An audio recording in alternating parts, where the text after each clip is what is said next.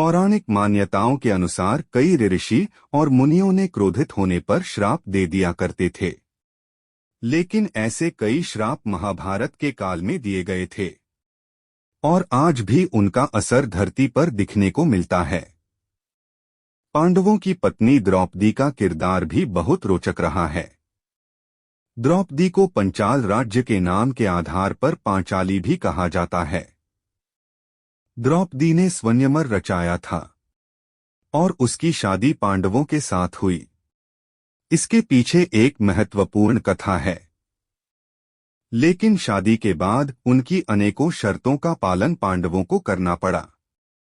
पूरे इतिहास में उनके जैसी स्त्री नहीं हुई है द्रौपदी के साथ। इस महाकथा में द्रौपदी के साथ जितना अन्याय हुआ है उतना किसी के साथ भी नहीं हुआ है। महाभारत में कई कथाएं प्रचलित है। उनमें से एक है कि द्रौपदी ने कुत्तों को क्यों श्राप दिया था। द्रौपदी के दिए हुए कई श्राप आज भी धरती पर अपना असर लिए हुए हैं।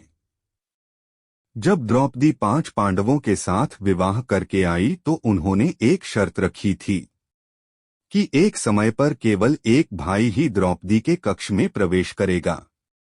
जो भी कोई कमरे में जाएगा वो अपने जूते बाहर दरवाजे पर रख देगा।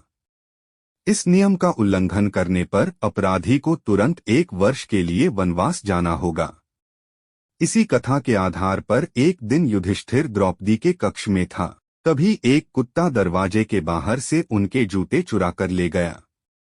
इसके बाद अनजाने में अर्जुन ने कक्ष में प्रवेश कर लिया और अपने बड़े भाई को द्रौपदी के साथ देख लिया और शर्त के अनुसार अर्जुन को निर्वासित होना पड़ा।